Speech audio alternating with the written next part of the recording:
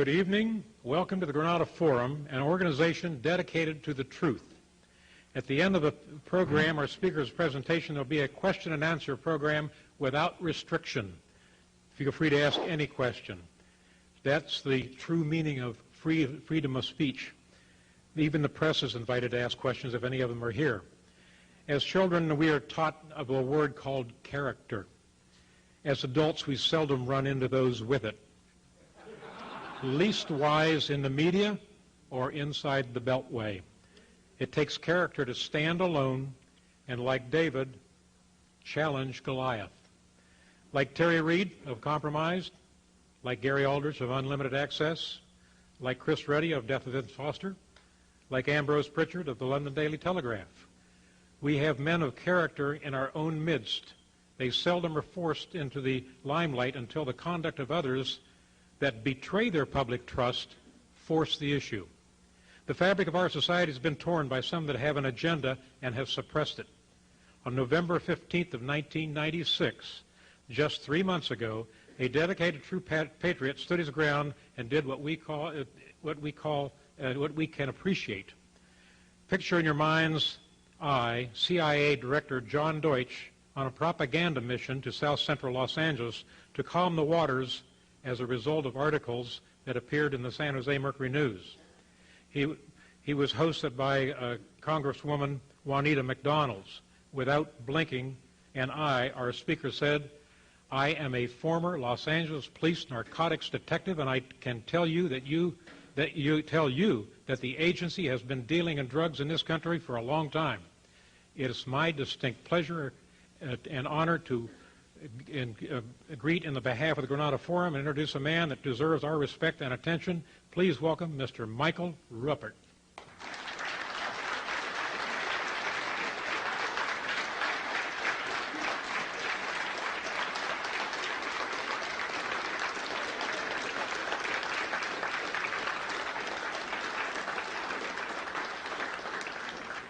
Thank you. Thank you very much. I guess the first thank you I'd like to give tonight is to someone who's not here, Mr. Peter Ford of KIV Radio, who introduced me to you all and who made it possible for me to be here tonight. I did a show last night from midnight to 2, and it was a wonderful experience, and if what we do tonight is anything like that, I think we're all going to have a lot of fun. I'd also like to thank Ann, who was very kind to make arrangements for me tonight. In 19 years, this is the first chance, believe it or not, that I have had to address an assembled group of people on one issue and to teach what I know and to share my experiences. I've done it in snippets, I've done it on radio talk shows, but never with the opportunity to lay out some evidence and make a case, and I'm very grateful for that. It was a long wait. And I am here tonight in two capacities. If there's any lawyers in the room, I'll pray for you, but you know that in a court of law, they talk about evidence. And one of the first kinds, and actually the most preferred kind of direct evidence, is witness testimony. And all over the major media and in Congress, you hear statements that there is no evidence that CIA deals drugs. Well, a witness can raise his hand under oath in court, and that becomes evidence when he tells his story. And I have evidence to give you from my own experience. I am also here as a detective, if you will, although I have not carried a badge since November 30th, 1978. I consider myself to have been a detective working on one case for all these years. And so I'm going to present to you some of that evidence tonight.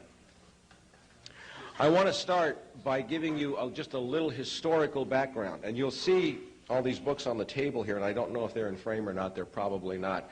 But you'll see The Big White Lie by Michael Levine, who is a former DEA station chief, or country attaché, they call it, from Argentina. He was present in Argentina in 1980 when the Central Intelligence Agency installed the government of Luis Garcia Meza, who was a cocaine lord, and gave him the whole country. And that was done in conjunction with the Argentine military. Garcia Meza's chief of security was Klaus Barbie, the butcher of Leon. Okay? So there was heavy Nazi infiltration into the Argentinian military. Mike Levine was there. He documented it. He protested it. And, of course, it fell into this black hole that those of us in law enforcement know so well. The next book that you see there is written by the only man that I'm aware of who's been at this longer than I have. And I'm going to hold this one up. It's called The Politics of Heroin. It was originally called The Politics of Heroin in Southeast Asia by Professor Alfred McCoy, published first in 1972. That's 25 years ago. Okay? It is a Bible for those of us who do this. When we talk about names, dates, places, the names, the dates, and the places are in here. Now again, if there's any lawyers in here, lawyers love to sue people. Okay? Why is it that this book has never been sued? There's a saying in the law, the truth is an absolute defense against libel. Okay? This is one of our major Bibles. It's in here. It was recently revised and updated to include all kinds of information on Iran-Contra. Okay? The next book that I want to show you, actually there are two, both written by the same authors. And these two men, I know both of them. They're both brilliant men. Professor Peter Dale Scott is a professor of English, believe it or not, at UC Berkeley. He got into this many years ago, and he has a PhD, and he is a dedicated researcher. His co-writer, Jonathan Marshall, is about as rare as a good lawyer. He's a good reporter. He works for the San Francisco Chronicle, and he's an award-winning journalist. Neither one of these two books, which name names, dates, places, times, quantities, relationships, documents, have ever been sued. Ever. Okay, so when Jack Blum, who was the chief counsel for the Kerry Committee during the Iran-Contra era, recently testified to your friend and mine, Arlen Specter. He said, "We don't need to go out and investigate. We know." What he was alluding to is what is contained specifically in this book, which is all about Iran-Contra. Names, dates, places, computer logs, everything, it's all in here. Okay? We already know. We don't have to investigate. We know the CIA deals drugs. Of course, the Los Angeles Times completely omitted any reference to Jack Blum's testimony in their stories. Okay?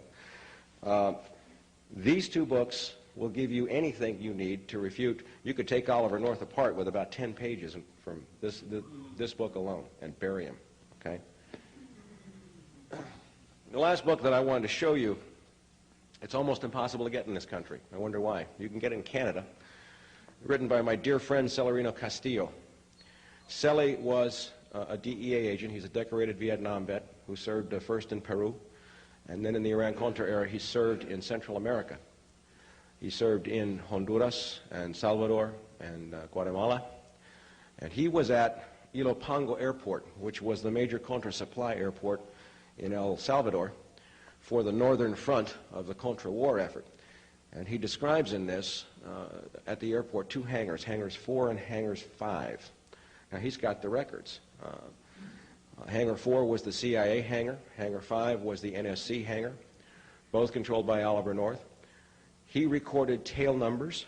He watched the cocaine being loaded. He talked to the pilots. He got the flight plans. He watched as the planes were given gratis entry across the border into the United States. He wrote reports. And what happened was Ambassador Edwin Corr, who is now teaching at the University of Oklahoma at Norman, came to Celi and said, "Leave it alone, bud, it's a White House operation." That's evidence. That's a clue. Celi had this wonderful experience of going to a formal dinner at the U.S. Embassy in El Salvador. And the guest of honor that night was Vice President George Herbert Walker Bush. And so Celi was there and Bush was there, and they bring Bush over to Celi, and Mr. Vice President, this is Celerino Castillo, our senior DEA agent. How do you do? Mr. Bush, you're a hero for the country. And Celi said, "Mr. Vice President, I got to talk to you. There's something really wrong going on here. They're flying drugs out of 4 and 5, and CIA's behind it." And George Bush said, "Nice to meet you," and walked away. You know. Don't let anybody ever tell you there is no evidence. There is a mountain of evidence already in existence. Okay? It is irrefutable. It is ironclad. All right? Now, given that, I want to paint a little picture for you. I want to go back historically because my own experience is going to add a little dimension to this for you. Picture that I have a blackboard behind me, which I don't, okay? But say there's a blackboard, and we're going to say that right here is Southeast Asia. And then right here is the United States, and right here is South America, and over here is the Middle East, okay? Somebody was talking earlier about organized crime and CIA, and of course my opinion is CIA is organized crime. In the Second World War, some deals were made between the Office of Strategic Services and the Mafia in New Orleans. We were afraid of Nazi sabotage, so we took a guy named Lucky Luciano out of prison in New York. And and he guaranteed that there would be no sabotage on the docks in New York. We took a guy named Vito Genovese. I like that, Vito Genovese. And we let him go back to Sicily to spy on it so that we could invade Sicily when Patton went in there. Of course, they went right back into the drug business. They went right back into their operations. The bond is very, very close. Stop there. Fast forward to 1954. 1954, Dien Bien Phu. The French were kicked out of Indochina. Now, almost everybody knows that the Golden Triangle in Indochina is where most of the world's heroin has come from for a long time. It is the largest opium-growing region in the world. There are several others. The French, in order to sustain their war, had been paying the local tribesmen, the Hmong tribesmen, and Kuomintang, the Chinese who were kicked out of China, with opium, which was a long holdover from the British opium trade from the 18th century. When the French went out, we filled that void, and we sent some people to Indochina. Their names were Aderholt, Singlaub. Does that ring a bell to anybody? There was also a guy by the name of Paul Hellawell, and there was a guy by the name of Richard Stilwell. And these are the people that we sent into Southeast Asia, CIA, to take over where the French left. Extremely well documented.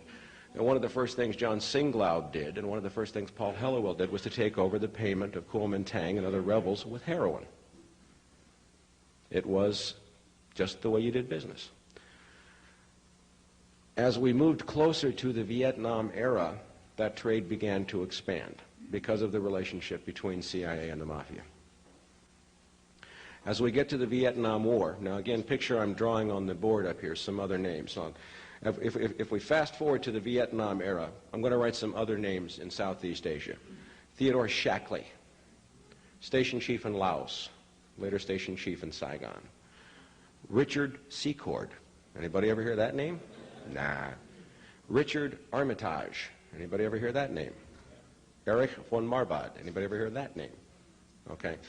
Von Marbod was in the military at the time, Department of Defense. They all worked extremely closely together. Tom Kleins is another one who was Ted Shackley's deputy in Laos. Extremely well documented. There are still living witnesses. There are Air America pilots still alive who later became involved in Iran-Contra. That we ran the whole war in Laos, which was completely outside of congressional oversight, with heroin. We've all heard the stories about heroin coming back in body cavities in the dead GIs. Air America, Air Heroin, okay, the Black Plains. In the last 19 years, I have spoken to more than a dozen former members of the U.S. Army Special Forces, the Green Berets, who were sometimes ordered to carry the heroin by CIA. We ran this whole war there on heroin money. That heroin money did not just pay for the war, it paid for a lot of other things. Now, what happened is, and the picture that I want to paint to you is, I don't know if anybody here is familiar with the disease of alcoholism, okay? I happen to be an alcoholic. I'm sober 14 years, okay? So I know a little bit about it. And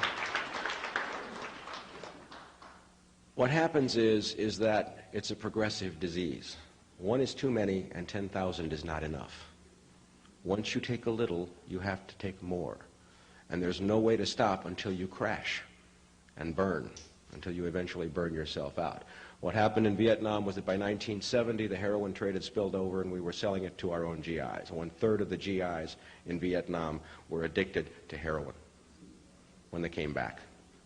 Okay, they were smoking it or tooting it. They'd get what's called a stomach Jones. Okay. So that war continued, I think, until a military-industrial complex kind of milked it for all it was worth, and until white middle America took to the streets. Okay? 1975, it ended. Now I'm going to tell you about my story because this is where I come into the picture. I come from a CIA family. I was born in Washington, D.C. My father was an Air Force officer. He worked for Martin Marietta, building the Titan IIICs, which put up the keyhole spy satellites. My father's cousin, Barbara, was CIA. Her husband, Sam, had been OSS even before CIA. They both did 25, 30 years and retired from the agency. My mother had been Army intelligence working in the code-breaking section in the Pentagon during the Second World War. So I come from a family of spooks, and I will tell you, it was a dysfunctional family.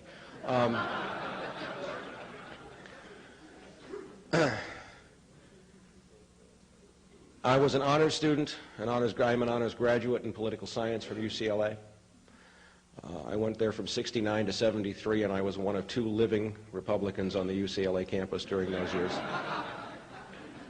The other one was a guy by the name of Craig Fuller. Now, I was chosen to intern for Chief Ed Davis at LAPD, having been groomed and having already been spotted as, part of the, the establishment, the in-crowd, an up-and-comer. Craig was chosen to intern for Governor Ronald Reagan. Craig was George Bush's chief of staff during Iran-Contra. As I was chosen to intern for Chief Davis, I was exposed to people from Army intelligence and an operation known as Garden Plot. I was told that I had a Q clearance when I was 20 years old, and I had to go home and ask my father what the hell a Q clearance was. I didn't know. In the Organized Crime Intelligence Division, I got exposed to one guy in particular by the name of John Xavier Vach, and I was told that he was a CIA-connected guy in LAPD. Well, it gets to where I'm just about ready to graduate from UCLA in 1973. I'm, magna cum laude, and the world is my oyster. I had interned for LAPD for 3 years. My family buys me a plane ticket. I go back to Washington, D.C., and I go for an interview with the CIA in the old executive office building. And here's this guy behind this desk with this huge CIA emblem on the wall behind him. And he says, Mike, I've looked at all your stuff. You're just a wonderful kid. You got a great background. You're in great shape. What we'd like you to do is to graduate from UCLA, join the CIA as a case officer, and a case officer is the highest rank within the agency. That's the highest level. There are levels above that, but that's the creme de la creme. And we want you to then, after you're a CIA case officer, go back and go through the Los Angeles Police Department Academy, and LAPD will be your cover. I sat through the interview, and I got a stack of papers about that thick for my clearances, and I said, thank you very much, and I came back to L.A., and I threw them away, and I said, that's illegal. I don't want anything to do with that.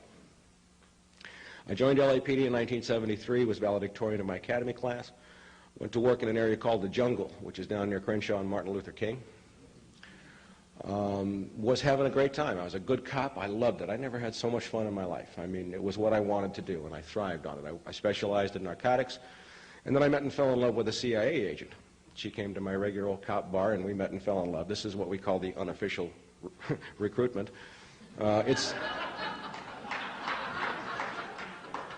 It was more fun than the one in the office, I'll tell you that. And she knew people in LAPD's intelligence divisions. I didn't even know who they were. She kept mentioning this general by the name of Lee Goforth, and I'm going, well, who the heck is he? Well, he's a general, and he deals with terrorists. And I'm going, wow, well, sounds great. Then she'd mention organized crime figures, Carlos Marcello, New Orleans, Hank Friedman, Dan Horowitz, and other names like that. And then she'd tell me things out of my confidential personnel package at LAPD. There are 2 packages, one in your division and a master one at Parker Center. And then after a while, when we got engaged, she said, I work for the government. My people are very interested in having you go to work for me, or for us.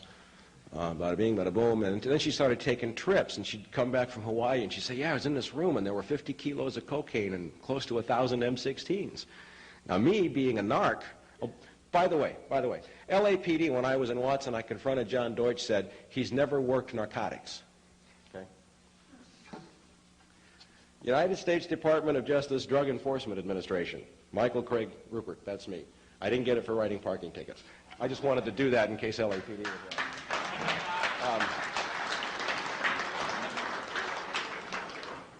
I said, look, if I'm ever in a room with 50 kilos of cocaine, somebody's going to jail. I mean, What's wrong with you people? I mean, here I had been on loan to Wilshire Narcotics a few times writing search warrants, happy to get an ounce, and she's talking about 50 keys, and I'm, wow. And no, we never touch the drugs. What? No, we don't touch the drugs. We kind of follow the guns. Okay? I'm not going to get involved in anything that overlooks drugs. Well, she related the same stories as having occurred in Baja California, in Del Rio, Texas, in the Bahamas, in New Orleans. And I kept saying, it was long before Mina. This was in 1976. We hadn't even got to Mina yet. And I kept saying, I'm not going to, and I thought it was some kind of test. I thought they were testing my integrity. I'm not going to do anything that overlooks drugs. Forget it. I'm a cop. Anyway, after a while, it became clear that I was not going to roll over, and she disappeared very suddenly. Right after she disappeared, a bunch of Italian thugs walked into my mother's real estate office. And then I found myself on loan to Organized Crime Intelligence Division, and who do I wind up working with but a guy named Lee Goforth, who was the senior detective, Detective 3 in Organized Crime Intelligence, and a brigadier general in the California National Guard. He was also LAPD's representative to LEIU, Law Enforcement Intelligence Unit, which is very heavily influenced by the alphabet soup. His younger partner, Norm Bonneau, and who's in OCID but John Xavier Bach. So now I'm having all kinds of weird things happen. Hang-up phone calls, burglaries, I'm getting followed. I have to spy on my mother, gather intelligence. This is a little stressful. In 1977, I got burglarized. Now, she left saying that someone was trying to kill her, and that was the cover. Somebody stole one of my guns. Somebody stole a photograph of her. And somebody got an address that I had just gotten on her in New Orleans. So my captain, who was, to this day, one of the finest men I've ever known, a guy by the name of Jesse Brewer, who was the black police commissioner here in Los Angeles during the time of the riots, a wonderful human being, went to bat for me. He says, look, OCID is lying. What do you want? Take a vacation. I went to New Orleans, and that was the biggest mistake of my life. I got to New Orleans, and she's got an apartment with a scrambler phone, and I didn't know what it was. It's just like this 8-pound telephone, that looks like a normal phone, but it has a little thing that you plug into a wall socket. When you plug that in, and I had to describe it years later to an Air Force officer. He says, that's a KY-3. At the time, it required a TS clearance, a TS or crypto clearance. She had this black night vision device that she carried around in a paper bag. Naval and Air Force NCOs from Belle Chase Naval Air Stations were bringing her communiques. And it was funny because they'd be in civilian clothes, but they'd have the military shoes on, and their military ID card sticking up out of their shirt pocket. I mean, great disguise. And they'd bring these sealed communiques, and then there was this guy named Freddie, who had been a veteran of the 3rd Battalion, 5th Special Forces, who she went out with at night. And I got to meet a whole bunch of people who worked for a company named Brown and Root, major CIA contractor. They built Cambron Bay. They are one of the major homes of sheep-dipped employees. For those of you who don't know what sheep-dipping is, it's when CIA takes a guy out of the agency spy school and puts them in IBM or some company as their cover to go travel around the world. So all these people are shipping out for Iran. Oh, by the way, I didn't mention that Teddy grew up with the niece of the Shah of Iran. And she used to get letters all the time from Iran. And Teddy was American. And one time the Shah's nephew, Shahryar, came and picked her up, took her out to dinner. So anyway, I'm watching her make arrangements for all kinds of guns to leave. And then later I'm hearing her make arrangements for certain packages to be dropped off on oil rigs in the Gulf. And they would be stashed on the oil rigs down on the pilings. And bubbleheads, as they call them, deep sea divers, hard hats, would go down and pull up the packages of heroin at the same time that a service boat coming out to bring food would arrive at the oil rig, not subject to customs search. And the divers would just toss the heroin on, then Carlos Marcello controlled the whole dock operation in New Orleans. So here I saw, and the name CIA was dropped 6 or 7 times while I was there. I saw scrambled communications and letterheads and all this stuff. So they were controlling an operation where guns were going out and drugs were coming in. This was in 1977. So after 8 days, I said, goodbye, I'm leaving. I don't want anything to do with you people. And for those of us who have been through this, it is a very painful loss of innocence. I can't tell you how painful it is to begin to discover that your country is really dirty. And you do it in stages. You don't let go all at once. I came back, I told everybody leave me alone, and they wouldn't. I kept getting followed, chased. I got shot at once in New Orleans. And I wound up going into a hospital for stress, basically because OCID said they were going to commit me under one of their psychiatrists. So I said, okay, I'm going into my own hospital, and I got tested 8 ways from Sunday, and they said I was perfectly sane, and I fought a little battle. It was injured on duty. I returned, earned the highest rating reports possible in LAPD, was about to be promoted, was on staff at the police academy, and the Iranian Revolution broke loose. And I started to make some more connections, and that's when I started getting death threats and burglarized. I wound up taking a tape-recorded death threat, and I asked to see Chief Daryl Gates. Where do you go if organized crime intelligence is lying to you? In LAPD, there is no place else you go but the chief. And I said I got a problem because Daryl Gates had just been made chief, and his bodyguard driver was a guy by the name of John Xavier Vach. And I said, I can't see Daryl while Vach's there because he's CIA. And I got a message back from Sergeant Pickering, a friend of mine who had relayed the message. Well, the chief realizes that somebody may be trying to kill you. He's kind of busy. He can give you 5 or 10 minutes in a week or 10 days. Would you like to make an appointment? I want to show you something.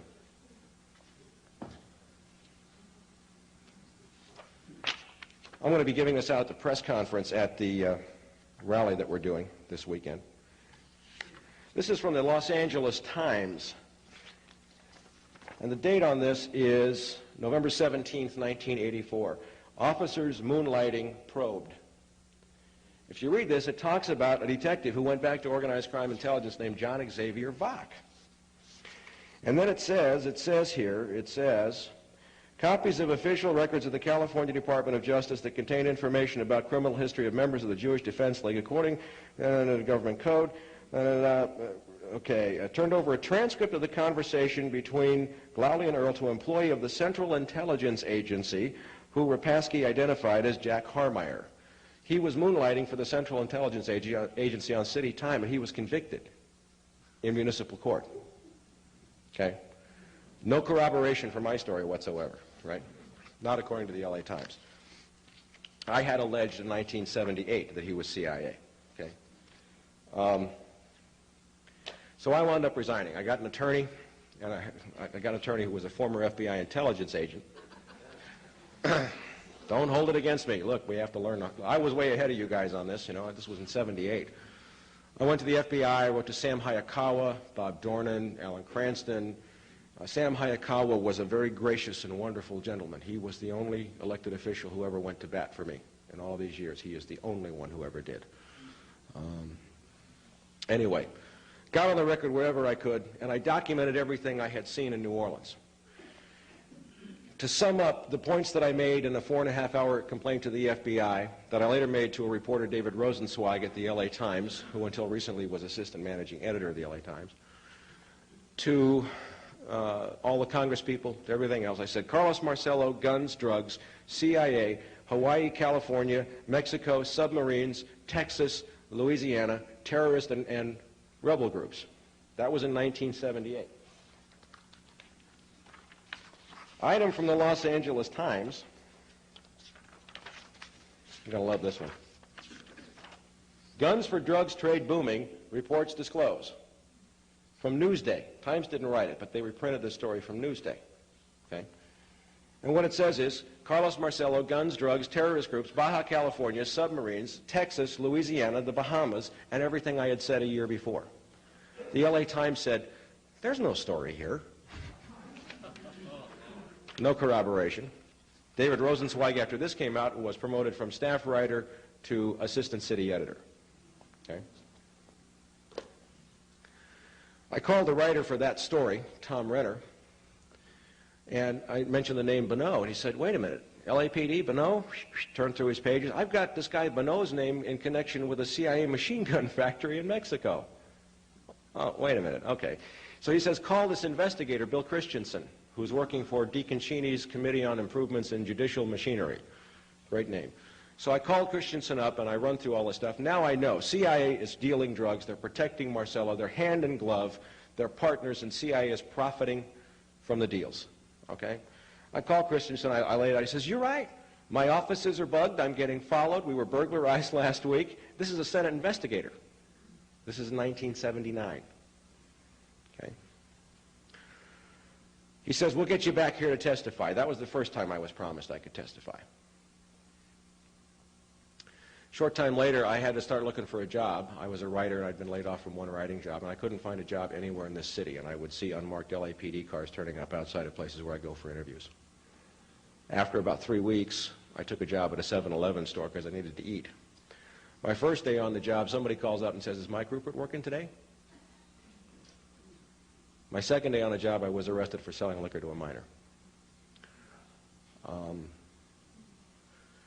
The second time I was shot at after that, I was dead drunk. I was on my lawn. I mean, I really didn't care much anymore. And somebody shot at me. I didn't even bother to report it at that time. You know, I was just ready to give up. But you can't give up.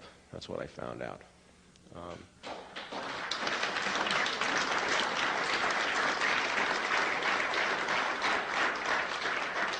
I wish I had a choice. I really do wish I had a choice. So I kept pursuing and pursuing and pursuing. And eventually, one reporter from the days when we had a paper in this town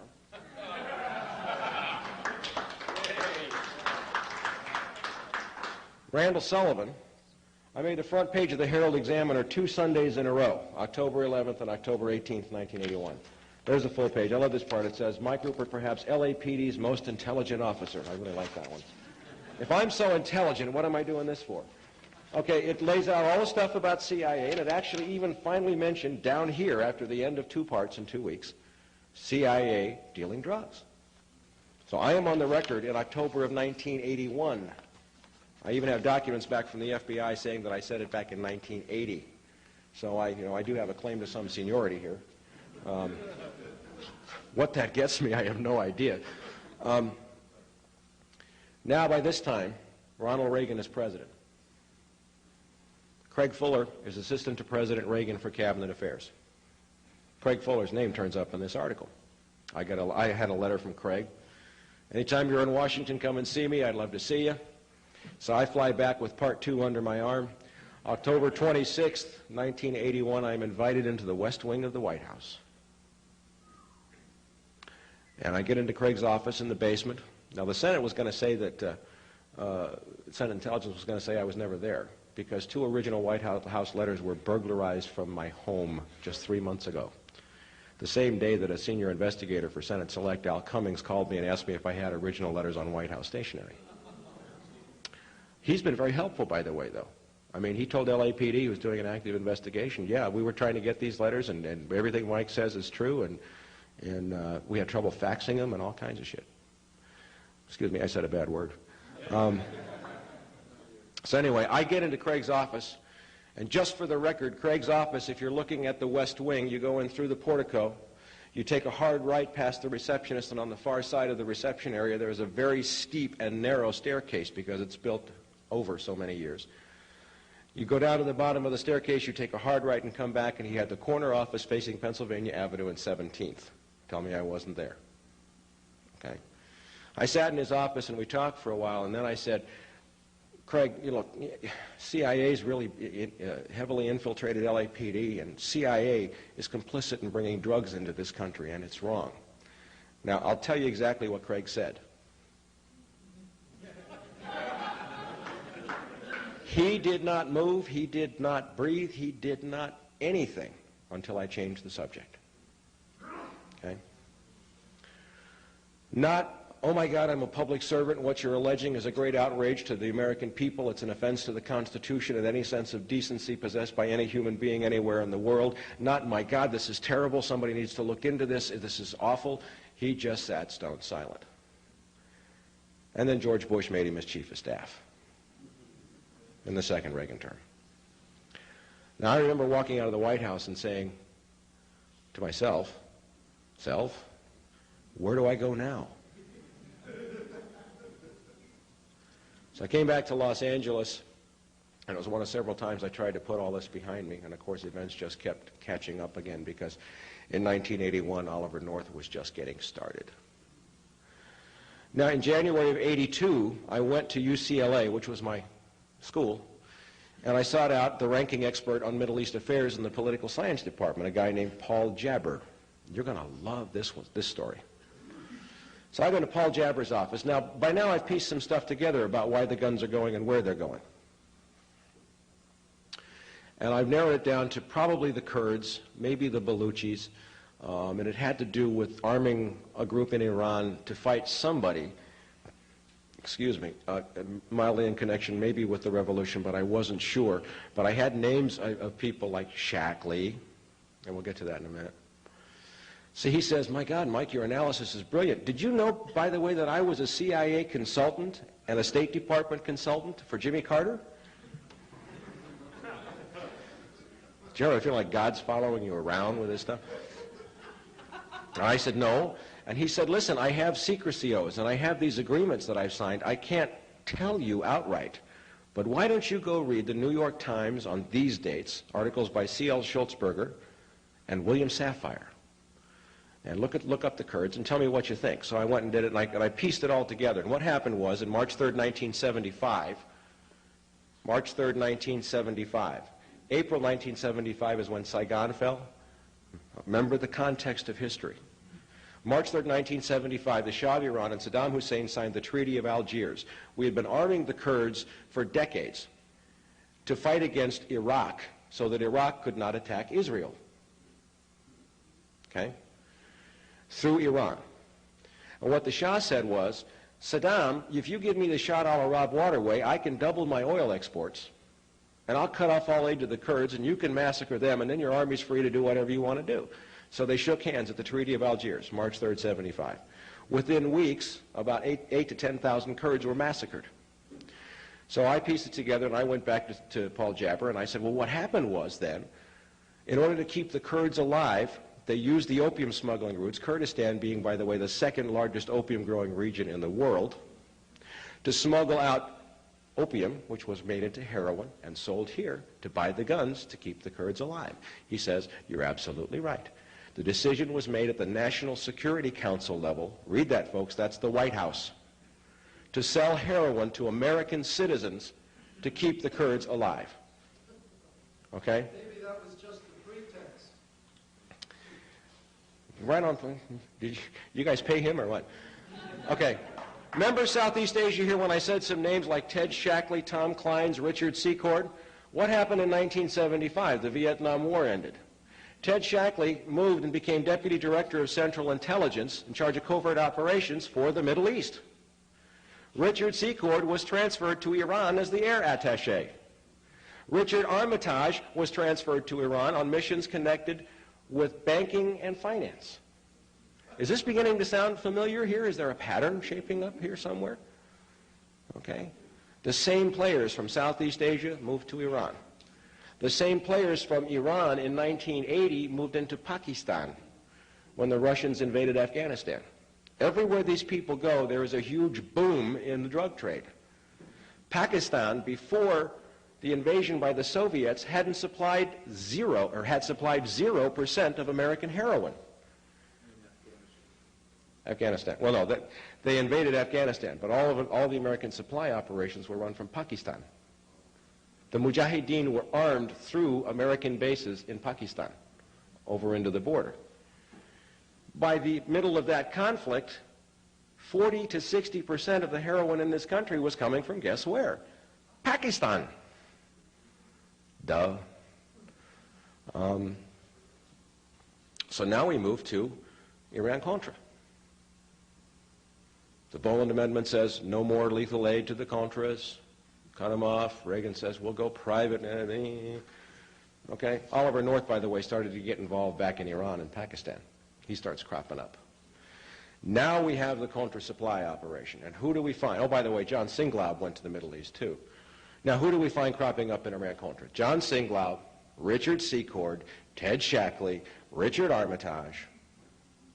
All the same people. Oliver North. Again, the same people for 40 years, 50 years have been doing the same thing. Okay? Now we get to Iran-Contra. And I'm not going to spend a great deal of time on all the stuff that's already out.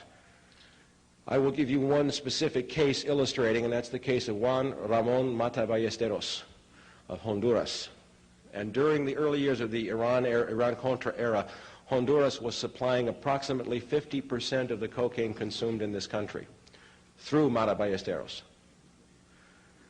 Dewey Claridge, CIA station chief, had contracted with Mata's airline, Setco, for exclusive contracting for contra-supply operations. DEA station in Honduras was ordered closed in 1982. Juan Ramon Mata Ballesteros was very closely connected with a Mexican cartel run by Felix Gallardo and Rafael Caro Quintero. Everybody remember Kiki Camarena? Kiki Camarena was investigating Gallardo and Quintero. He was chasing a CIA drug ring when he was murdered. And I have found one of the men, the CIA agents, who was on the mission where Kiki was murdered. We're going to get into that in a second. Now I want to backtrack a little bit. A lot has been overlooked about the role of the U.S. military in drug dealing, as ordered by the CIA. Over 20 years of my investigations, what I see is several things. First of all, what I call the shadow government, which includes many agencies, DIA, Defense Department, NSA, they're everywhere, okay, had used large components of the military. Many people here, let me ask, is anyone here familiar with the Watchtower missions? I see a couple of hands. Okay. Watchtower missions took place in the mid and late 70s. Elements of the 7th Special Forces Group, Airborne, were ordered from Panama by a guy by the name of Edwin Wilson, on orders from a guy by the name of Tom Kleins, Ted Shackley's deputy. Ted Shackley is now out of the agency, to take special action teams into Colombia and plant radar beacons so the cocaine flights can fly below radar and land at Albrook Airfield in Panama. Special Forces troops were there, including one William Tyree, as Manuel Noriega meets the aircraft, along with Ed Wilson and a guy named Michael Harari of the Israeli Mossad. Okay? There were 3 series of these missions, each commanded by a different Special Forces colonel. All of these Special Forces colonels are dead. Actually, there are 5 Special Forces colonels who have been murdered: Baker, Rowe, Cutolo, Malvesti, and Bayard. Okay? It centers around an affidavit called the Cutolo Affidavit. These are some of my documents relevant to Watchtower. And I'll tell you right up front that the affidavit of Ed Cutolo, colonel at 10th Special Forces, he went from the 7th to the 10th, this is the cover sheet, was not written by Colonel Edward Cutolo. One of the reasons why I know that is because he refers to the Panamanian Defense Forces, and Ed Cutolo was murdered in 1980, and they weren't named the Panamanian Defense Forces until 85. Okay? But everything in his affidavit has been corroborated. He left files with people at the NSA. And I know who the people are. Well, we're not going to discuss names there. Every aspect of the Watchtower missions has been corroborated independently by other affidavits. We fast forward to 1978, 79, 80. Cutolo is now commander of 10th Special Forces Group Airborne at Fort Devens, Massachusetts. We have an operation known as Orwell. Due to the massive CIA drug operations, they were afraid of leaks. Now remember, when I left LAPD, it was November 30th, 1978. Orwell was at its peak then. Army Security Agency, Special Forces personnel, military intelligence personnel were ordered to bug and wiretap courthouses, politicians, anybody who had any knowledge. We have affidavits from people who pulled mics out of courthouse walls in Massachusetts. They did John Kerry, they did Tip O'Neill, they did anybody, any politician who might expose these operations. Now we have a Sergeant Bill Tyree who's on these missions, who had been on the missions in Central America, who had been ordered to do these surveillances, and he wanted out. He got sick to his stomach. He had enough. This was not American to him. His wife had been keeping diaries. They murdered his wife, and they framed him for it. We have affidavits from people saying he wasn't even at the murder scene. We have a letter from the district attorney who prosecuted the case, who was gay, who was being blackmailed by Special Forces, saying, please destroy the videotape showing the murderer other than Tyree coming out of the bedroom window. Okay, there's so much proof that he's been in prison now 18 years. I talked to him yesterday. Okay, and as we move along with this case, we get more and more information about Watchtower. This, I will hold up for you here, this is what the Army has to say about Watchtower.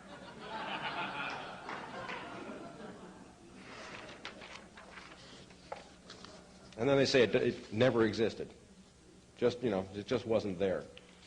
The Central Intelligence Agency, if I can find it quickly, and I probably can't, but I have documents that he got from the Central Intelligence Agency, says there was no Watchtower mission. It's a 6-page letter in response to his Freedom of Information Act request. They go through 3.5 pages of there is no Watchtower and bada bing, bada boom, and then it says at the end, we are reviewing all of our Watchtower documents because we've had so many requests for them, and as soon as then they wrote him and said, can we have our last letter back? Believe it or not, they did. These people are not as smart as we give them credit for. They use fear as a tool, okay? There is so much evidence about Watchtower, and I have spoken to many Special Forces people. This came out, by the way, through Bo Greitz, who I've met several times. After Paul Neary of the National Security Agency died of natural causes, it was forwarded to Bo, and Bo started to release it in the early 90s. And there is a ton. I mean, if this guy ever gets a trial, he's free. And in my speech Saturday at the rally, I'm going to be talking about Bill Tyree. I'm going to be talking about the 12 or so members of Special Forces who have shared with me the shame they carry, okay, at having been ordered to do things like this. Now I want to get to someone who's even going to make you feel worse, if that's possible. Thank you. Pardon me, I'm going to hit the glass. This is a guy that I get to take credit for discovering all by myself. Again, I have such wonderful luck. Colonel Albert Vincent Carone. In this copyrighted report that I wrote in 1994, I called him the missing link between Iran-Contra cocaine operations and organized crime. This man was 20 years with the New York Police Department, a detective who happened to be involved in a couple of very key NYPD cases known as the French Connection and the Prince of the City, for which my colleague Jimmy Rothstein, a retired NYPD detective, deserves great credit as having uncovered the CIA links to both cases. Okay? This is a picture of Colonel Albert Carone after his retirement from NYPD. He was caught sodomizing two 12-year-old boys, and they gave him a pension. He had been a bagman and a CIA operative for his whole career. He is the counterpart in NYPD for what they wanted me and others to do at LAPD. Except for, this guy died, by the way, in 1990. I've held his personal phone book in my hand. Let me backtrack again. The death certificate when he died, we call it the CIA flu. The death certificate read, chemical toxicity of unknown etiology. His liver and brain self-destructed over a period of 6 months, and no doctor of about 11 doctors who treated him could figure out what was causing it. I've held his phone book in my hand, Colonel Albert Carone. And in that phone book, I found William Casey's home phone number in Locust Valley, Long Island. I found the home phone number for Paulie Castellano. Anybody know who Paulie Castellano is? He's the guy who took over the Gambino crime family. Matty the Horse Ianello. Pete Licavoli. More mobsters than you can shake a stick at. Now, I found a couple other names in the phone book. Go back to Southeast Asia. Remember when I wrote on the board up here? Paul Hellawell and Richard Stillwell. Home phone numbers. Also key players in a bank called the Nugan Bank out of Australia, which was the CIA's drug bank, who had Bill Colby as its chief counsel. This is a clue. This is a clue. Okay. He went on a mission to Mexico in 1985 with a guy named James Robert Strauss. I have no idea how long I've been going. Okay, James Robert Strauss, who used to brag about having taken quiet walks on the beach with Richard Nixon. I hope they weren't too close. And he came back from this mission saying, my God, we killed 2 DEA agents. We massacred a whole bunch of innocent civilians in Chiapas. You know that there's a revolution going on in Chiapas now. And I've lost my stomach. I can't do this anymore. He had been laundering cocaine profits from the CIA through the mafia for about 25, 30 years. And he lost his stomach. You know, not after sodomizing the boys or killing people or anything, but when 2 DEA agents finally killed, something clicked, something is wrong. Do we have any other evidence? By the way, here is one of the pages from one of his surviving passports. If anybody knows anything about passports, he had a black one, he had a maroon one, he had a green one, and he had a blue one. In 3 different names. Here's a passport stamp showing 3-day circuits from John F. Kennedy to London Heathrow to Nassau, the Bahamas. Could he have been laundering stuff? I don't know. We have some bank account numbers at NetWest, National Bank of Westminster, and Coots & Co., one of which is still alive. His daughter has it. We have military records. We have travel records from Strauss, Downing and Associates. His partner had an insurance company, but for a guy who sold insurance domestically, why would he need to go to Johannesburg, Hong Kong, London, Kuala Lumpur, Seoul, Luanda, Angola, the Jersey Islands? They do a lot of laundering in the Jersey Islands off the British coast. Casablanca, Madrid. I mean, I got 5 pages of travel records. Okay. When Albert Caron died of chemical toxicity of unknown etiology, several things happened. Every military record of the guy disappeared. His New York police pension disappeared. His bank accounts disappeared. His insurance policies disappeared. His driver's license record in New Mexico disappeared. Every record of this man was sanitized in the space of 3 weeks. His daughter, Dee Caron Ferdinand, who I love dearly and who was one of my closest friends, was left utterly broke and bankrupt, wiped out. She wrote to Pete Domenici's office and sent a picture of this photograph saying, my father was a colonel. And the Army said he was a sergeant in World War II, and that's what they buried him as, a master sergeant. Pete Domenici's office called her back and said he rented the uniform. Okay. All right. Well, then we'll just have to assume that 12 years earlier he rented a uniform as a major with exactly the same decorations.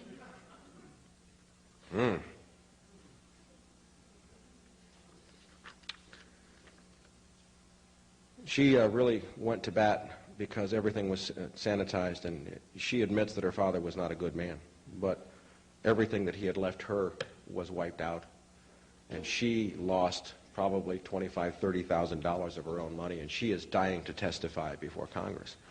I went out and met with her in '94, and '93 actually, and gathered all this information, wrote my report, talked to the doctors. I mean, here's some of his diplomas from intelligence school and so on and so forth. And he was flying he was involved with people flying drugs in and out of Mid-Valley Airport, and Mid-Valley is a counterpart to Mena. The only reason why Mena is so popular now is 2 reasons: because of the size and quantity of drugs and because it was Bill Clinton's state. But there are many Menas in this country. Don't confuse yourself here, folks. Many Menas everywhere, okay?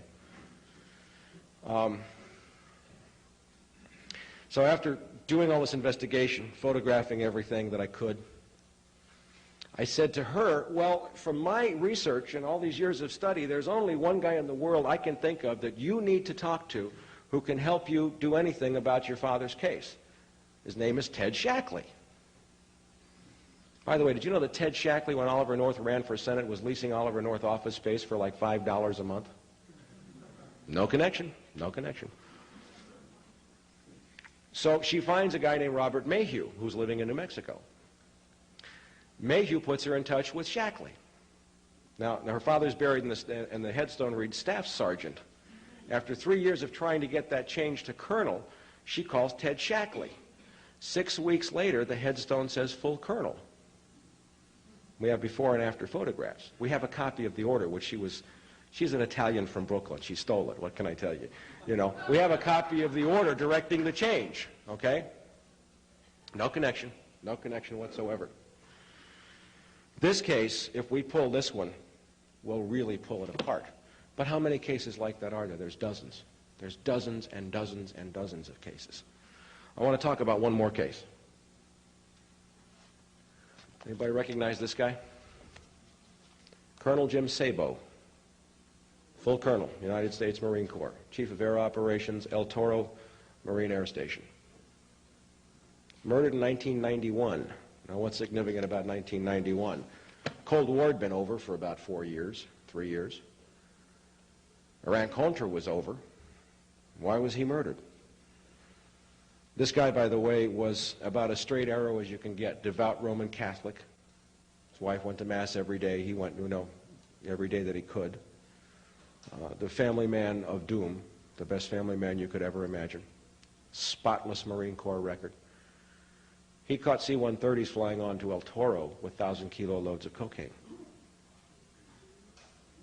His brother is one of the main speakers at our rally on Saturday, Dr. David Sabo.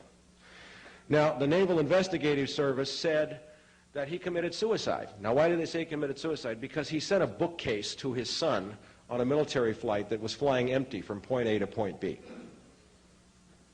And they were going to ruin his career for that dishonor. It happens all the time, folks. If the space is empty anyway, who cares?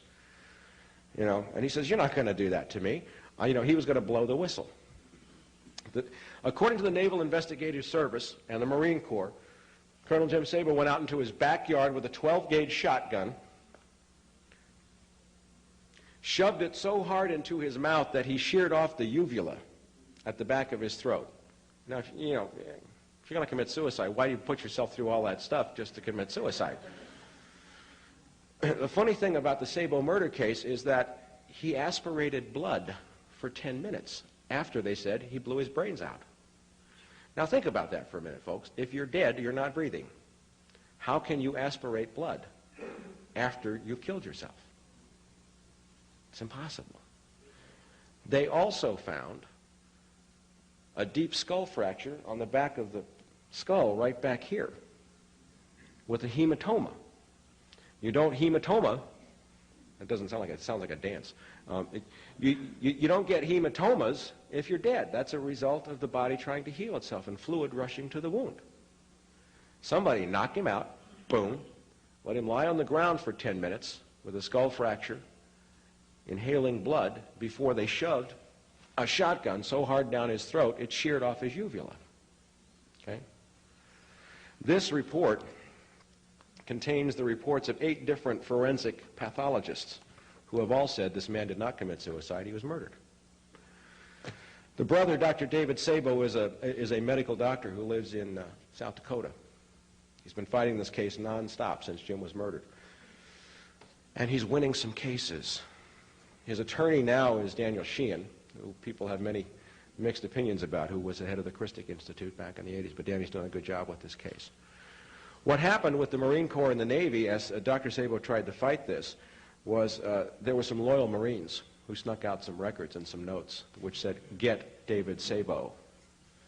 The Marine Corps went after his medical license, saying that he was saying that people should do illegal things, and of course that didn't go anywhere. But they have the documented records about a strategy designed to make Dr. Sabo lose his medical license.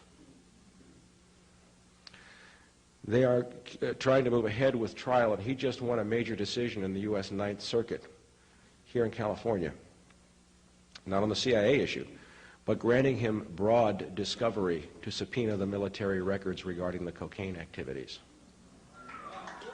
So, again, David Sabo will be one of our speakers Saturday, as will Celly Castillo. Mike Levine was supposed to come. He wound up with 102 temperature yesterday after testifying for about 2 weeks in San Diego in a case where 2 agents murdered a sailor down there. And he's been ordered back to New York to go to bed, so we're going to miss Mike, but he's here in spirit. So I guess what I want to say to you is this. This is bigger than any of us think. They've been flying in drugs all over this country. They've been dealing drugs to Americans for 40 or 50 years, but go back to the analogy that I gave you before about the drunk on a binge. Okay? We can see that it's been getting worse and worse and worse. They have utterly corrupted the criminal justice system. When we have a guy like Stanley Sporkin sitting on the U.S. District Court in Washington, D.C., you know who Stanley Sporkin is? Retired Chief Counsel for the Central Intelligence Agency. He sits on the bench on the U.S. District Court in Washington. His email messages read to Stanley from Ali during the Iran-Contra era. You want to talk about a choke point to control key cases? I have spoken to people who used to work for a company called E-Systems in Texas. I see old Bob going crazy over there about E-Systems. Their children, one of them had her son murdered because she discovered E-Systems. E-Systems makes all the encryption devices for the NSA and CIA. There is not a secret that the government has that E-Systems does not also have. Sitting on the board of directors of E-Systems is Admiral William Rayborn, retired director of Central Intelligence. We have documented E-Systems CIA flights dropping massive loads of cocaine into Lake Tawakoni, landing at the E-Systems airport in Garland, Texas. Okay, there is proof. There is an enormous amount of proof. What do we do? Okay, what do we do? All right, 20 years. I'm going to share with you my experience, strength, and hope, having looked at this for 20 years, being a graduate of political science from UCLA, having knocked on every door. There isn't a thing you can think of that I haven't tried. Okay, I'm going to tell you what we do. And I'll tell you that there were times for me in the 20 years that I've had incredible depressions, incredible heartache, incredible disillusionment, utter hopelessness, knowing and believing that I was going to die and never see a day of justice. And I'll tell you, I think I'm beginning to understand how a slave felt, knowing that he was going to die, and that neither he nor his children would ever have any hope of seeing freedom. And there were times when I thought, and I used to manage the largest gun store in the state, B&B. And I got so much good information out of B&B because we sold to all these feds, and they'd come in. I'd say, yeah, come on back and shoot this MP5. And the guy would just start blabbering all kinds of stuff to me. It was wonderful. There were times when I wanted, like others, and I will not criticize them, to go to the hills. You know, I have no family. I've never had children. I was told that if I ever had children, they'd kill them. Then I thought about going to the hills and giving up and waiting just for a chance to go out fighting. But I will tell you what I have learned in 20 years, that it takes more courage to stand up and talk than it does to fight.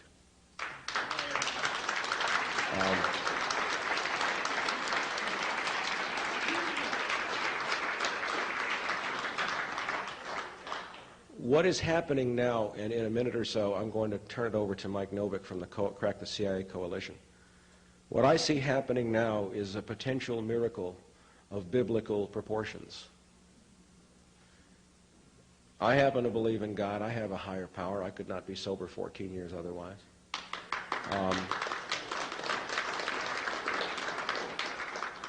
I do not believe that my God has ordained for me suffering. I don't believe that he has ordained an Armageddon. I don't believe that he has asked me to do anything but to do the right thing in faith one day at a time. What's going to happen Saturday is that, in one sense, the lion is going to lay down with the lamb. These people who are in the Crack the CIA Coalition, of which I have been a part now for, I guess, about a month or so, 6 weeks, whatever, are people you would not ordinarily associate with. On a daily basis, I work hand in hand with a former Black Panther. Okay? There are people from socialist organizations, and there are people from labor parties, and there are black militants, and there are Indians and Hispanics and Democrats, you know.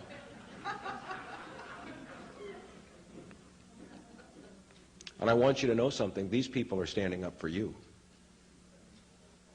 These people plan to go to the street to say CIA is dealing drugs and it's wrong, and they plan to stand up, which is the most courageous act we can do, to go to the street and exercise First Amendment rights, and they're doing it for you and me and the stockbrokers in New York and the rich housewives in St. Louis.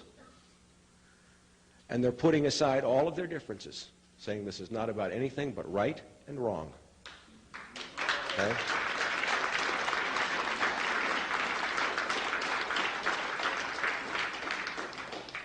See, what the agency, what the shadow government has done for so long is to pit us against each other, black against white, against rich, against poor, against gay, against straight, against cop, against... We've been turned, and we react. Last night I was on the show at KIEV, and this guy calls in and goes, well, it's the communist conspiracy, and you got Tom Hayden endorsing this, and my God, and it's the kind, they're going to start violence, and it's the communist take. And I said, wait a minute, hold it, just a minute. Sure, there were communists, and they weren't good people, but how about the fact that we brought all these Gestapo and SS into our special forces and our Central Intelligence Agency? Those are Nazis. I said, why don't we just do this like I'm a cop? I don't care what political party a bad guy belongs to. I just want to make the arrest.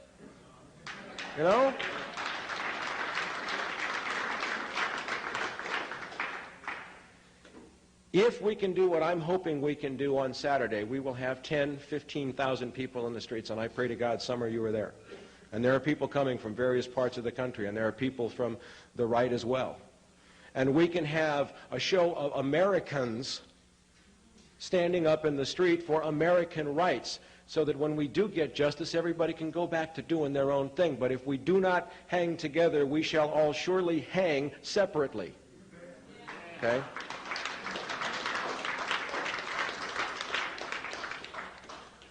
We're trying to do something which is really dangerous. And if we pull it off, we're going to scare the bad guys to death.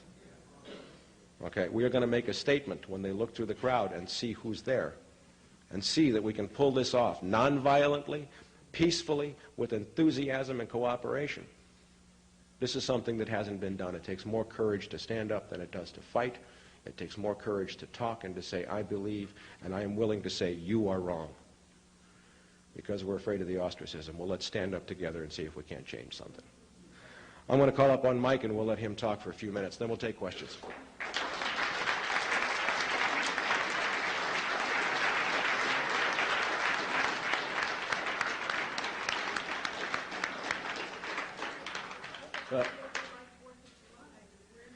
Talk about a tough act to follow. That's a pretty amazing set of facts, but really the life that this man has lived to come to this moment and be here with us, I think, is incredible. And I really want to thank Mike for his tremendous courage and his openness to just deal with the truth and to speak the truth and to, face the consequences of that. And I think it's something we all have to do.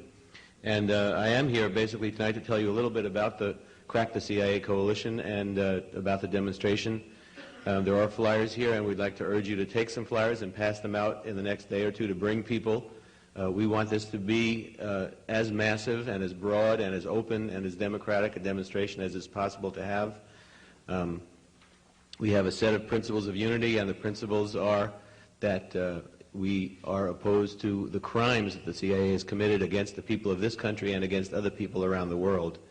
And, I think one of the things that has come very clear to us in doing this work is that it's impossible to protect ourselves somehow by the use of agencies like the CIA, because the crimes that they carry out supposedly in our name somehow to protect the American way of life are crimes committed against us every single day, and that the crimes they committed in Nicaragua and the crimes they committed in other parts of the world inevitably are going to affect us, and we see the destruction they've created, the devastation, not only in south central Los Angeles, but in every village and hamlet in this country. And crack is not something now they thought that they could dump in one community and somehow destroy that community and not have it spread out throughout this society. So we're seeing tremendous connections between what's going on. And, people here I know have no love for Bill Clinton, I'm sure. And I think it's important to understand that the people in this coalition are not in any way part of the coalition that Bill Clinton represents. The people in this coalition are a coalition of forces trying to claim their humanity, defend themselves, to recognize the need for solidarity to deal with this. And, I've been on talk radio, and I used that word once, and somebody said, when I hear that word solidarity, I want to lock and load. But I'm telling you that that's what you need. That if you want to deal with the CIA, if you want to deal with Bill Clinton, you have to recognize what they're about. And they're about an empire. And the problem with Bill Clinton is not whether you think he's a socialist or you think he's a moderate or you think he's this or that. Bill Clinton is an emperor. And that's the problem with Bill Clinton. And Bill Clinton wants you to be subjects of his empire. And if you want to have any other status than as a subject of that empire, then you have to stand with the former Black Panthers in this coalition, and you have to stand up on Saturday and say that Bill Clinton and the CIA are not committing these crimes in your names or in our names, and that if we want to protect ourselves from those criminals, we have to take action with all the good people of South Central, the good people of East Los Angeles, the good people of the San Fernando Valley have to stand up together and say, we want a different and a better world together. So I would like to urge you to come out on Saturday. I would also like to urge you, if you have some funds to make available, I know that you all have your own needs and demands, but as a representative of this coalition, I'd like to give you the address for a moment. We have P.O. Box. It's the Crack the CIA Coalition, and it's P.O. Box 191601, Los Angeles, California, 90019. We've been fronting out money to bring Celie Castillo to Los Angeles, to bring Dr. David Sabo from South Dakota to Los Angeles, to bring documentation, information, and to put on this demonstration. And so we want you definitely to come out and support. We want you to be a part of this process. We're not stopping tomorrow with the demonstration. The demonstration is the beginning. We are co-sponsoring on March 15th, and everyone who's here is certainly welcome to come. A teach-in on all of this material at Fairfax High School in the city of Los Angeles. That will be beginning, I believe, at 11 o'clock on March 15th, which is a Saturday in about 3 weeks. We're going to be having Peter Dale Scott, the author of the books that Mike Ruppert mentioned, Cocaine Politics. We're going to be having Dr. Alfred McCoy, the author of this, the leading book on this, what he referred to as the Bible. And all of this effort is the effort to expose these truths and these realities to all of you and to the rest of us, to educate ourselves, to mobilize ourselves, and to support each other in this movement. And that's what it's going to take. It's going to take a movement to resist, to counter the lies, and to expose ourselves to some truths that,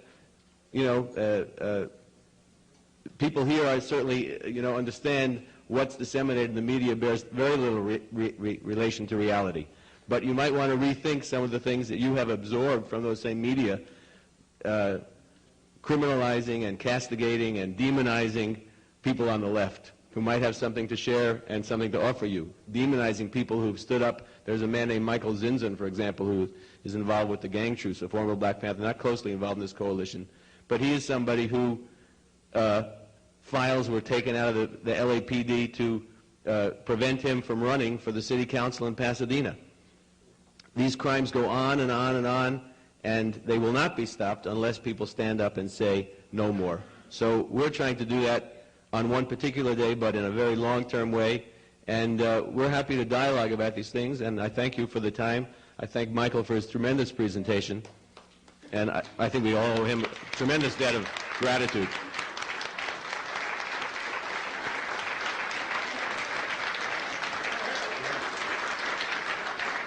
Okay, we're going to have questions from the back of the room, so those of you who have questions, Mike will be glad to try and answer for you. So please feel free to ask any questions. The leaflet actually is a little unclear when the question was asked. 12 noon at City Hall, downtown Los Angeles, 1st and Spring Street. We'll be marching from there to the LA Times, to the Los Angeles Federal Building, and then back for a rally at City Hall. We have a permit. We obtained a permit. We'll be marching with the police at a distance, but it's a permit. It's a completely legal march. It's a completely nonviolent march. We're there to express these truths and to take a stand on these issues. Mr. Ruppert? Yes. You mentioned the secret government. Do you see the CIA as the ultimate executive, or whom is the ultimate executive behind all the wrongdoing we see? I tend to be, when I answer, well, I'm always asked this question, and I try to be fairly conservative because I try to approach this as a detective and answer with evidence that I have. Okay? If you recall, I mentioned Paul Jabber, the UCLA political science professor. Shortly after I met with him, he left UCLA to become vice president of Bankers Trust. he took over as chair of the Middle East Department of the Council on Foreign Relations. That's where I see a lot of this going. The more I try logically as a detective using intuitive, inductive logic to get to the bottom of this, I come to banks. That's where I come. I come to banks. And, of course, most of the banks are foreign-owned, especially. Follow the money. That's the bottom line. Do you know if Brian Quigg is all right? I assume you know him. Who? Brian Quigg of Phoenix. He's the one with the internet site with all this material that you have been speaking about this evening. Yeah, I'm not familiar with him. Oh, you don't know him? No. The book, L.A.'s Secret Police. Mike Rothmiller. Is that fairly accurate? Yes, I know Mike Rothmiller. And what's very interesting about that is that Mike touched on a couple of things. LAPD has been heavily, heavily infiltrated by CIA for a long time. Bill Parker, who was the legendary chief here, hated the FBI. And he invited CIA lock, stock, and barrel to come into LAPD.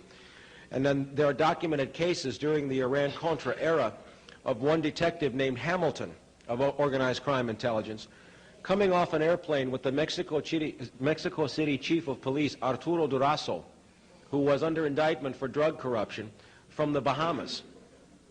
What's an LAPD detective doing with the Mexico City Chief of Police on a flight from the Bahamas? Daryl Gates made a statement in 1992 that the only position he would consider in a second Bush term would be Director of Central Intelligence. My question for Daryl is, what are your qualifications? Okay. Mike Rothmiller's book is good. He kind of stopped short of some other things, but he and I have spoken many, many times. So, yes, it's a good book. Yes, I wonder what your opinion is of I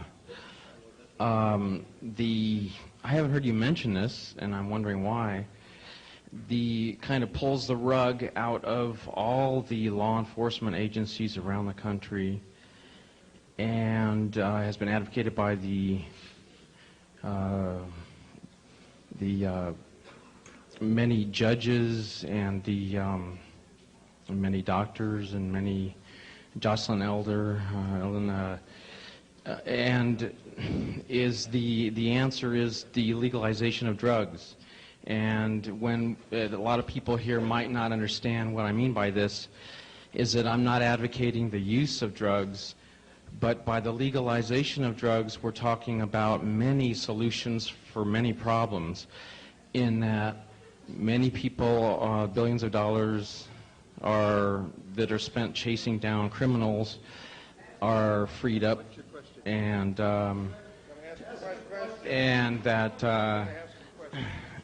that many crimes committed by these so-called druggies aren't committed because it's legally gotten. I guess I'm wondering what your opinion. I mean, it's just the simple solution for a whole lot of problems, and I'm hoping everybody here thinks on this for a while, because it is the awesome solution for a whole lot of awesome problems.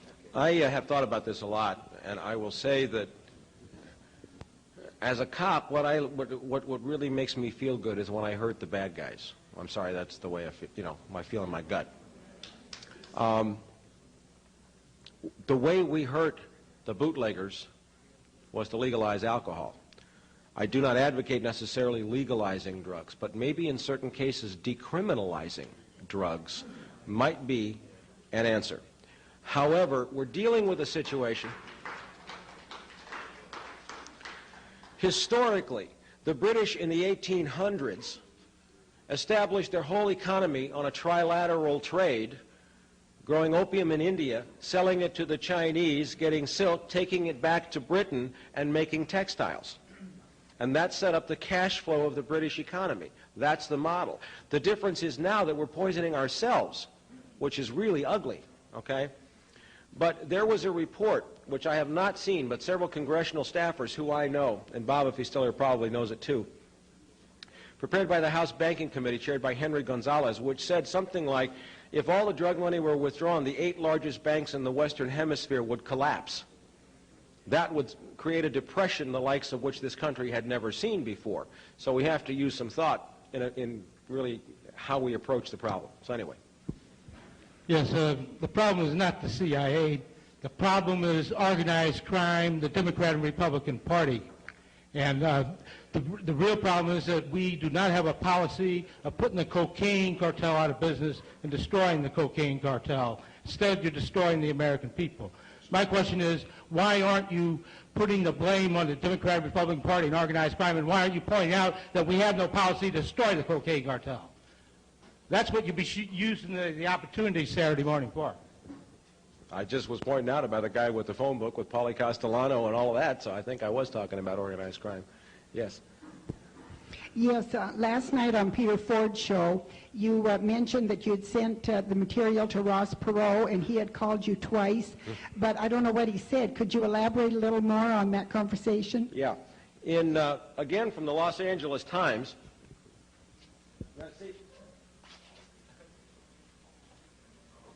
This is what I do when I'm around the press. I've been published in the Los Angeles Times. I don't say anything unless I have it right in my hand and I'll back it up. The Los Angeles Times ran this story in 1987, January, about Ross Perot backing Richard Armitage into a corner. If anybody knows Richard Armitage, he's 6'4" and bench presses 430 pounds. Okay? And this short little floppy-eared Texan with a big nose got him in a hallway in the Pentagon and backed him into a corner. And the issue was CIA dealing drugs, Armitage's involvement, and the POWs connected in Laos who were left behind. Okay? Ross Perot was sent to go see Vice President George Bush. And Bush said, go see the FBI, and threw him out of the White House. Ross Perot cost Bush the 1992 election. Okay? Now, I wrote to Ross Perot in 1990. And I sent him all the stuff with my stories and everything. And one day the phone rings, and it goes, Mr. Ruppert, this is Ross Perot. How are you? And I'm going, Jesus, you know, and I just came out of my chair. It was him. And he said, I want you to know that I've read every word that you have sent me, and no one has pursued this longer or harder than you have. You should give it up. He said, I must know 20 or 30 former military officers and law enforcement officers who discovered the same thing, and they all had their careers ruined, their lives ruined, their, you know, everything. They do the same thing to everybody. You'd think they'd try something different. I do a pretty good Ross Perot after all this time. And he said, but they don't because it works.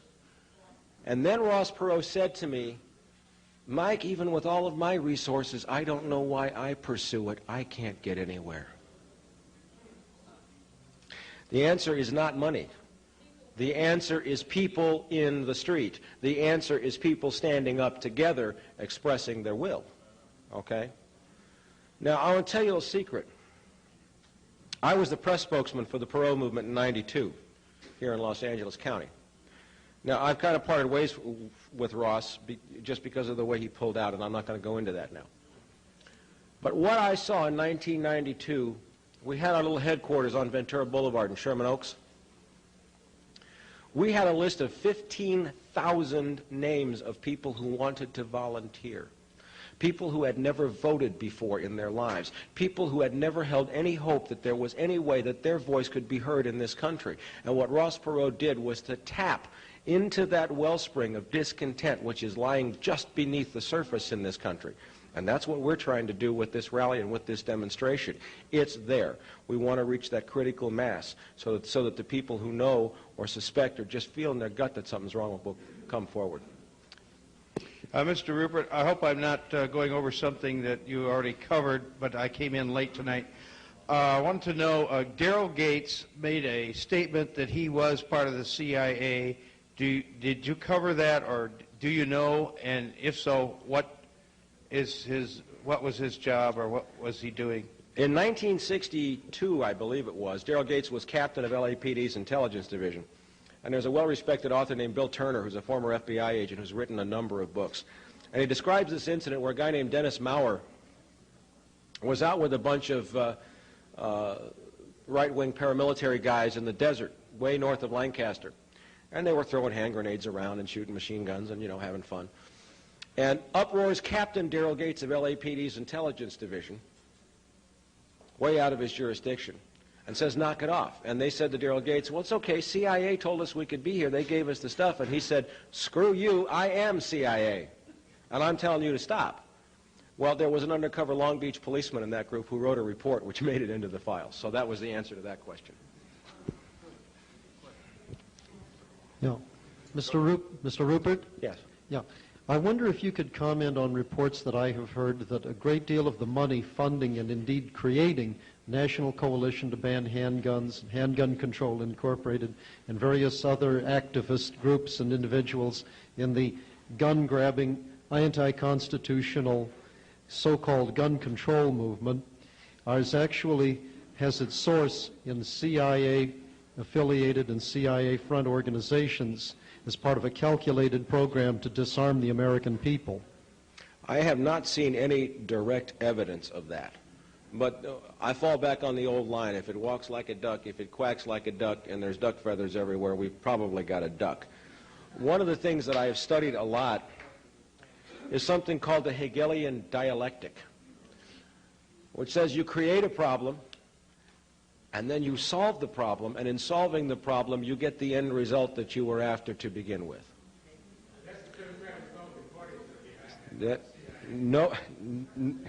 Nobody can dispute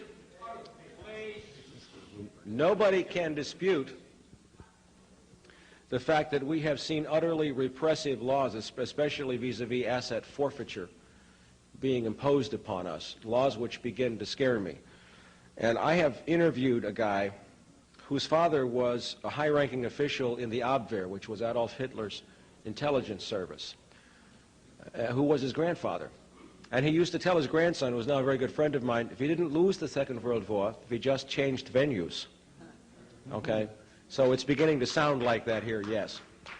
Yes, Mr. Ruppert, you mentioned earlier that our economy has become hooked on drugs. I wonder to what degree our major political parties have become hooked as well. How much drug money has flowed into campaign contributions, do you think? Again, I don't have any direct information on that, and I really only answer stuff that I know directly, but there is so much drug money. I mean, if you look at what happened in Mina, and there are 2 retired Army CID investigators. Gene Wheaton is very public, and I know Gene well, who estimate the amount of drug money flowing through Mina at $40 million a month, and through the Arkansas Development Financial Authority, which is what made Bill Clinton a hero in the state of Arkansas. So, yeah, it's probably there. Mr. Ruppert, I want to congratulate you on your courage, sir, and I wanted to ask you if you had any assistance from former Officer Rothmiller, wrote the book L.A. Secret Intelligence Police. I just said a few minutes ago, I know Mike. We have spoken many times over the years. Yes. We share a lot of views. His book's a good book. He and I actually worked patrol and Wilshire Division at the same time, so, yeah. Hi there. I don't know if that one to rub elbows with Tom Hayden, but I'll take it on your word that it's a good thing, the march. But I have one question. Do you know what happened to former CIA Director Colby? He supposedly died mysteriously. Well, you know, supposedly drowned. Yeah, right. My attorney called me up the day they found his body and wanted to make sure I had an alibi. No, I don't know personally. I've just received an updated copy of the Franklin cover-up, which contains some very disturbing questions about Bill Colby's death. But I don't have any direct knowledge, but who knows? I have 2 questions. Your bravery is astounding the past 20, 25 years of your investigation. Is your life still in danger today, and is there any contracts out on your life? And secondly, what is the whole purpose of the rally, and how are we going to bring all these people to justice in the end? First of all, no, I wouldn't know if there was a contract out on me. I haven't been shot at for a long time. I'm fairly well known now, and they tend not to kill people who are fairly well known. The problem is you can get so well known it doesn't make any difference to Martin Luther King, Bobby Kennedy, et cetera, but I'm nowhere near that big yet, so I think I'm safe for a while. As to what we're trying to do and how we're trying to do it, I am relieved of having to answer that question. Again, what I have come to from a spiritual and a constitutional and an American standpoint is that my job is to do the right thing and to leave the results to a power greater than myself. The only sin that I'm aware of is not standing up. That's the sin that I'm aware of. Yes, sir. I think it rather paradoxical that there's enough evidence against Mr. Clinton and his administration to put most of them in prison. My question is, how intrusive has drugs become part of the operation in Washington, D.C. amongst the congressmen, the senators? And why is it that we don't have one person who will stand up and initiate impeachment proceedings on this scum that we have in the office? Now, does drugs have an effect here, and why is it we're not getting anything done? All investigation and no prosecution. Drugs have an effect everywhere. In the Cotolo Watchtower affidavits, there's the story of one congressman named Larkin Smith who tried to stand up, who was looking into the Tyree murder case. He was flying on an investigation when his plane crashed and he was killed. Hale Boggs. They kill congressmen. They can kill presidents. Maxine Waters walks a fine line. She is a Democrat, a member of the minority party. She doesn't chair any committees. She is chairwoman of the Black Caucus, yes, but she alone, as a member of Congress, doesn't have the power to stand up. I am going to make it very clear in my speech Saturday that where the people lead, Congress will follow. We have got the cart before the horse. We can't expect anybody to do for us what we will not demand that they do by ourselves. Okay? We have to stand up together. Congress ain't going to listen until we do. Yes, ma'am. Yes, thank you very much, Mr. Ruppert. It is very clear to me that you are a very holy man, and you are totally surrounded and protected by the love of God wherever you go. And I particularly like the way you said, do you ever get a feeling that God is following you with this stuff? I love it. Thank you very much. I do have a question. It's very clear to me that it's AAA, all about addiction. There is no easier way, is there, to control people than to get them addicted. Now, whether it's called legal drugs or illegal drugs, a drug is a drug is a drug. I would like to know if you know how far and to what involvement the American Medical Association is involved in this. Thank you. I sometimes feel like I would have to be God to answer some of these questions.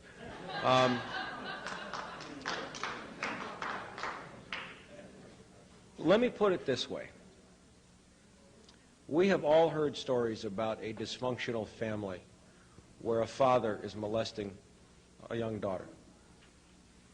And there are other children in the family, and there's a wife, and we look at these tragedies and we see how the wife ignores what's going on, and the other children ignore what's going on. For the sake of maintaining the family image, for the sake of looking good, out of the fear that if they expose what's going on, the father will turn his rage against them, and that's a dysfunctional family. This country is in that state of denial. Every aspect of this country is affected by this crisis. Let me define it to you this way, and I'll be real brief with this. Could the President of the United States, the executive branch, which theoretically is empowered over the CIA, have permitted the agency to deal drugs to American citizens?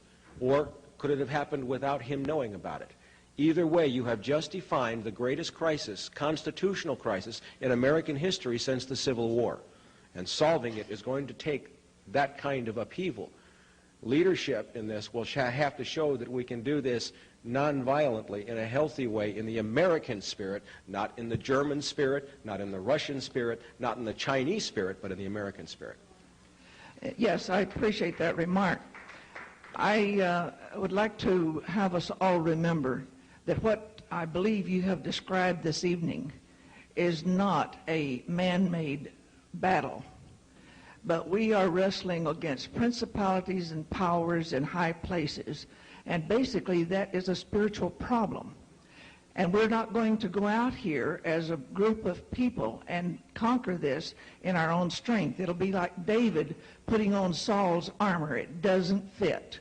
It only weighs us down. But I believe it's in 1 Chronicles where it tells us, if my people who are called by my name will humble themselves and pray and turn from their wicked ways, then will we hear from heaven, and I will heal their land. And that's what we've got to come back to. We're kidding ourselves here, sitting here thinking, now I appreciate the rally, and I support it wholeheartedly. But as a group, we're kidding ourselves if we think we're going to go out and do this in our own strength. Only history will be repeated again and again.